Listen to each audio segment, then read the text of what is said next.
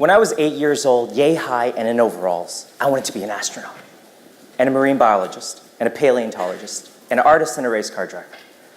I wanted to know what the rocks on Pluto tasted like, whether or not the trembling vibrations from a stampeding herd of triceratops would really clank my teeth. I was brought to Canada when I was 3 years old. My dad left his job managing 1,000 people at a beer bottling factory to pump gas at Shell. And like many immigrants, he did this so that my brothers and I could have a better life. There's something he always used to say. He said, "Money isn't everything, but without money, you have nothing." I think he was trying to teach us what the majority of our economically driven society teaches us. Get a job that pays as much as possible in a position that is secure, in an industry that is stable. And so when I walked through those ironclad gates in my first year of college, I wasn't going to be an astronaut.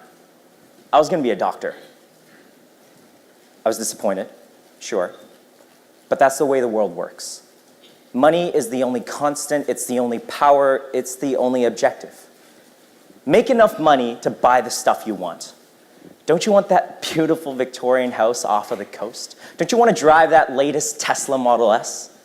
Don't you want to throw a party so lavish it would make Gatsby turn in his grave? Be honest. You kind of do. And I kind of do too. The basic assumption of our modern society is that more money equals more pleasure. But something about that didn't feel right to me. And I'm sure that if you're sitting in this room right now, you also have an inkling that money can only get you so far. I'm sure that if somebody asked you today, what means the most to you and why, you wouldn't say, dollar bills, y'all. I'm not saying that money is bad. I'm just saying it's not enough. And so 2 years into my undergrad, one Christmas, I went to my dad, I said, "Dad, I'm not going to be a doctor anymore because I think money and security are overrated." You should have seen the look on his face. And when I showed my best friend, he referred me to this book. It was The 4-Hour Workweek by Tim Ferriss. Now, Tim is a Stanford undergrad, or a grad now, and he became a loud and eccentric voice in a movement against the traditional notions of money and security. He said that it was better to have freedom rather than money, to live like a millionaire than be one, to set your own hours, to not have a boss, to determine your own fate, to be able to work from every mountain or forest or beach anywhere in the world 4 hours a week, and spend the rest of it just exploring the hidden trails of old cities or just floating on a yacht. Be honest. You kind of want that. And I kind of do too. So I did it. Between 2011 and 2013, my best friend and I started a web design firm, turned our office mobile, and traveled the world. In 2 years, we went to 21 countries in 59 cities. We bungee jumped off the Macau Tower, trekked up Everest Base Camp, and scuba dived off the coast of Cambodia. We ate lunch at 4 World Wonders, celebrated 5 New Years. The best pad thai in the world is in Surasak, and the best biryani at a train station between Darjeeling and Calcutta.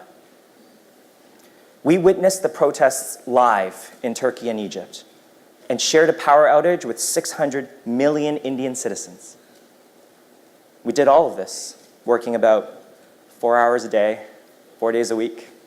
We made $18,000 per person per year. And we could have done it forever. But we didn't. See, at the end of the 2 years, I was exhausted. I was lost. I was lonely. My social circles would reset every 90 days. And my only solace was the next experience I had planned, the next high I would feel. I found that unlimited freedom becomes lethargic, and new experiences became my drug. I'm not saying that freedom is bad, but for me it wasn't enough. And so while riding sleeper class on a train from Varanasi to Delhi, I whipped out my iPhone and I started typing up my application to the Graduate School of Business. Stanford spoke to the part of me that yearned for something more. It said that the right way to live was to live a life where you could change things, change lives, change organizations, change the world. So that my life could have meaning. So that all of the investment that has been poured into me, all of the privilege I have yet to earn, would result in something influential. To be meaningful and to not be wasted. Be honest. You kind of want that. And I kind of do too. So when I got into Stanford, I was so excited. I was this close to living the life that I thought I wanted, or I think I want. And so the summer before arriving to sunny California, I visited Stefan. Stefan is my closest mentor. He was my high school philosophy teacher, and he has 4 kids. And if you know anybody with 4 kids, you also know that they have this permanent calmness about them.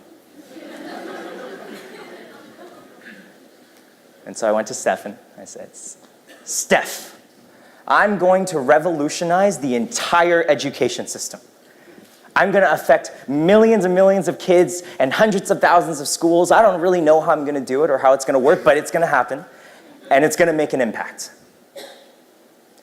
So Stefan laughs, and he smiles, and then he asks me a question that I've been asking myself every single day since then.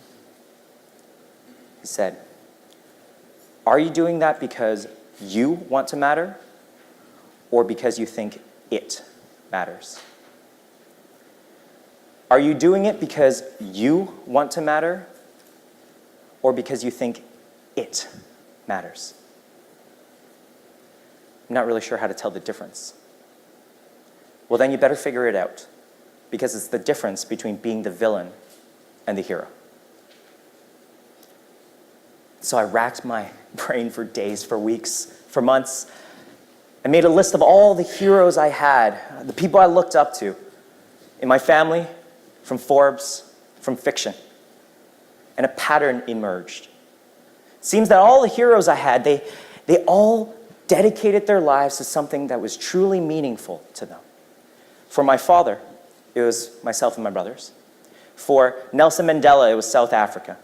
For Beethoven, it was music. For Einstein, it was physics. For Dumbledore, it was Hogwarts. They all cultivated something. And when someone cultivates something, their self-indulgent desires seem trivial, and not in a willing to give up comfort today to get comfort tomorrow kind of way. They're willing to give up comfort permanently if it furthers their cause. When someone cultivates something, it's not about a milestone or achievement. They're never doing it for an award or a certificate or a status. They're doing it because it can always be better. It's work that can last a lifetime. When someone cultivates something and they see it done better elsewhere, they're not jealous or anxious. They're inspired and they're invigorated. When someone cultivates something, they're willing to give up money for it. They're willing to give up freedom for it. And they're willing to give up feeling important for it. See, the things we cultivate define us. They make us feel grounded. They tell us who we are. How much money you have doesn't define you, but what you're willing to give your money up for does. How much freedom you have doesn't define you, but what you're willing to give your freedom up for does. How much power you have doesn't define you, but what you're willing to give your power up for does. 5 months ago, when I started writing this talk, I wasn't really sure what I wanted to do for the summer or post-graduating. But in articulating what it means to cultivate, it became undeniably clear what I wanted to, needed to do. So remember Stefan, my mentor. Well, this summer, the two of us are building a high school.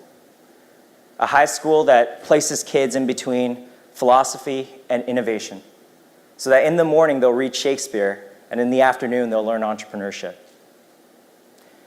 And though banking will pay more, and consulting would probably allow me to travel again, nothing speaks to who I am, what I believe in, and what I stand for more than the school. To find the things that we deem beautiful, and then be willing to give our all to cultivate it. I'm going to be honest.